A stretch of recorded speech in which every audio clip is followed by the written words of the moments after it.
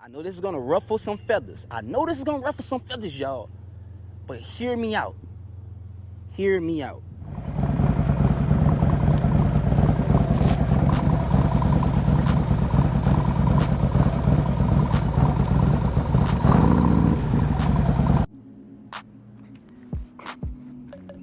What up, YouTube? It's your man Gkue, back with another video. So you bought your first bagger and you're ready to take your first trip across the country or to attend a rally like the Sturgis Rally, Daytona Beach, or Lone Star. But first, you need to ask yourself, are you truly prepared? I'm gonna give you a few tips in just a second. Stay tuned.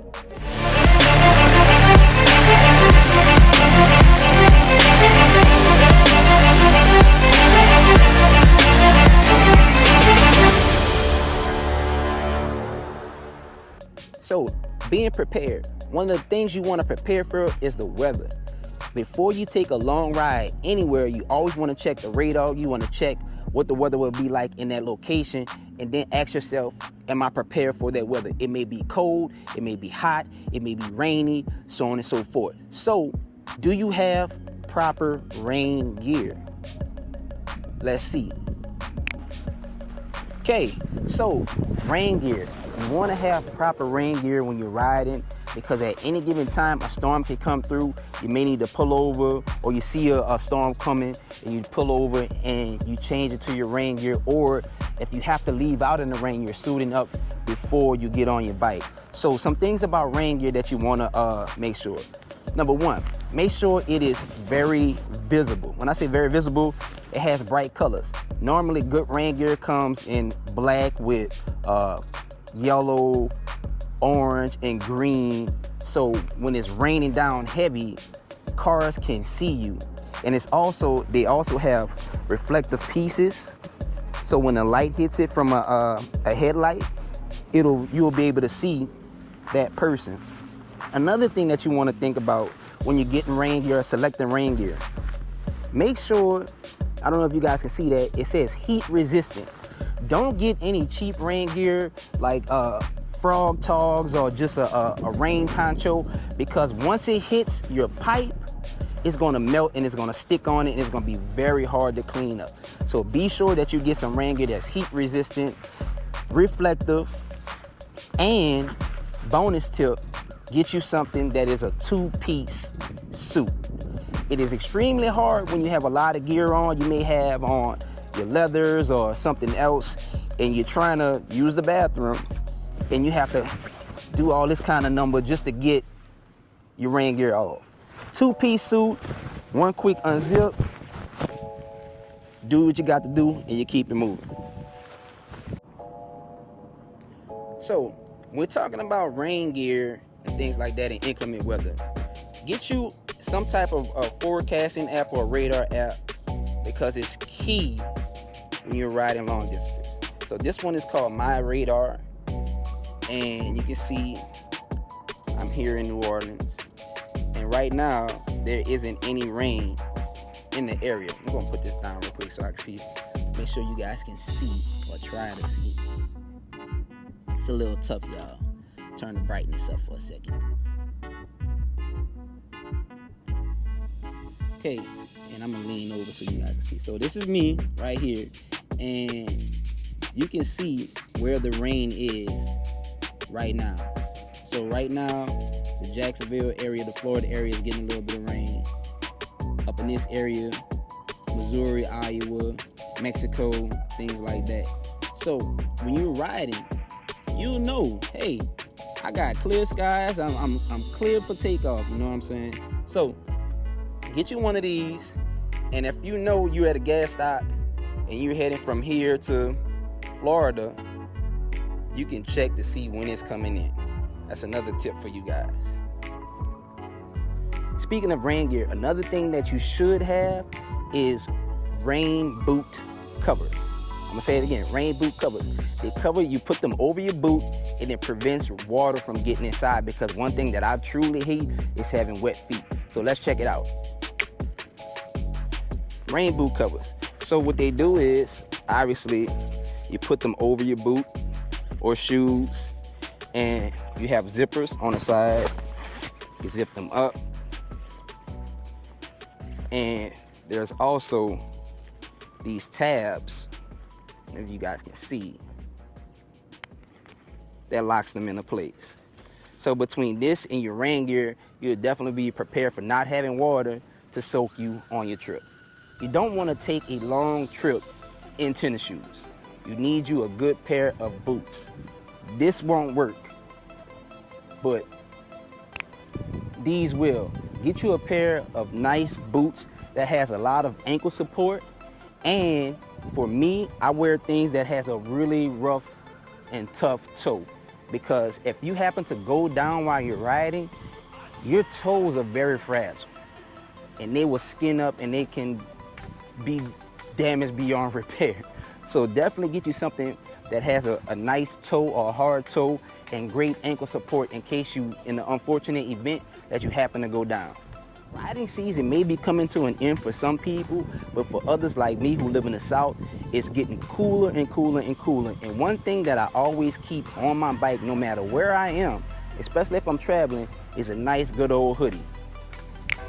So with a hoodie, that's like the oh my God, the rain. just come on.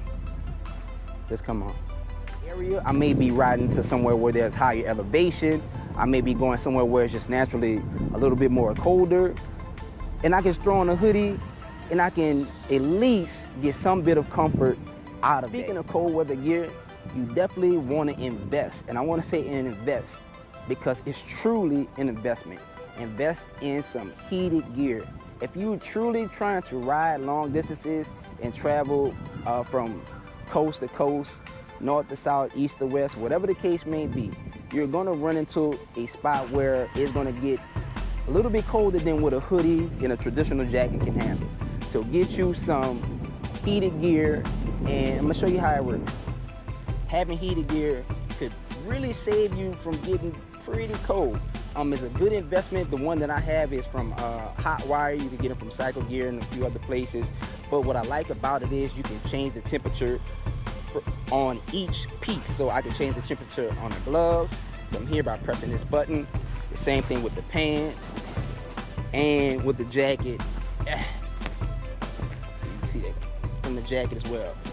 Always go with a plug-in heated suit, gloves, jacket, pants, whatever. Do not use battery power because number one, the batteries will die fairly quickly, and number two, you do not get as warm as you're going to need it to get, okay? I'll say that again. Do not get battery powered heat gear. Trust me, your body will thank you later. All right, one of my most important tips. Personally, I know this is gonna ruffle some feathers. Y'all. But hear me out. Hear me out. Wearing a full face helmet. Whether it's a traditional full face or modular, lift it up. This is key because, let me show you something. See this? This is a rock. These things fly up. They fall off trucks. They do all kind of things like that. And if this thing is coming at your face, I don't care if you're wearing Superman goggles or whatever the case is. If it hits your skin, your cheek, your chin, it's gonna hurt. And it could potentially fracture something. It could potentially break something. So having a full face on is key. Now I know everybody doesn't like full. I like to wear feel the fit. Look, that's cool. That's cool. But I'm telling you, okay, watch this. You see this right here? Watch this. Watch this. You heard that? Did you hear that? Now imagine that hitting your face. Okay? Case in point. So get you a full face helmet. Doesn't matter what style. I like to rock the modular because I can lift it up like if I'm in traffic and stuff and get more air, or if I need to talk to somebody at a gas stop or something real quick, I can lift it up without having to take the whole thing off. Oh, I almost forgot. So check this out, y'all. If you didn't know, I don't know if you guys can see. On the inside of my helmet, I have what's called a Pinlock shield, okay? It's called a Pinlock. Now what the Pinlock does, the Pinlock prevents the inside of your face, your visor, from fogging up in rainy conditions, in foggy conditions, in wet conditions. When you're breathing inside your helmet, you have that heat and that moisture is starting to fog up. It acts like a double pane window and prevents it from fogging up, so you can see while you're still riding in inclement weather. Forgot about that one. So we talked about wearing different types of gear, boots, things like that to help you on your trip. Another thing we should talk about is things on your actual bike. So let's check a few things out that you should be paying attention to before you get on a long distance journey. All right, so of course, this is my bike. This is Bessie. Bessie has taken me from Louisiana to California to Canada to Key West and everywhere in between. And I mean, I just love her. I just love her so much. But anyway, so one thing you definitely want to check on, make sure you have your brakes are in order. You definitely have to have good brakes. Make sure that your clutch and brake fluid is at the proper level, because you don't want that to go out on you. And the way these Harleys are designed, I want to say the 2016 and down. No, I'm lying. The 2020s and down, 2019s and down have hydraulic clutch fluid. The 2021s and 22s have cable clutch. So with that being said, the clutch reservoirs are near your exhaust and things like that, and over time they can get pretty hot. And when they get hot like that, you will lose the viscosity, something like that. But anyway, it'll break down and you won't get that clutch engaging like you need to. So change your clutch fluid often. If you haven't, change your brake fluid often. Pretty much the same thing if you didn't know. Another thing, get you one of these. This ain't for everybody, but it's definitely for me. I packed everything in this King Tour pack. I had a chop, I had a razor, then I had a chop, and then I got the King. Trust me, if you're planning on doing any type of long distance traveling, this is key. Hold on. Disclaimer. Turn this around. Disclaimer. Do not judge me for what's in this King Tour pack. I just threw some stuff in there because I need to come over here and make this shoot. Okay. Boom. So I got all this stuff in here. I got tennis shoes in here. I got hats. I got my heated gear, rain gear, the whole 9 yards. I got my air pump, stuff like that, you know what I mean? But to be able to just take stuff off and throw it in there is key. It gives you a lot of space, a lot more space than normal, and trust me, it's gonna come in handy. If you do not have a toolkit, get you a toolkit, keep it on your bike, no matter what. And other things that you should have when you're traveling long distances or even short distances, keep your first aid kit, keep you a jump box, spare fuses, and a tire patch kit, tire plug kit, because you never know when you may need it.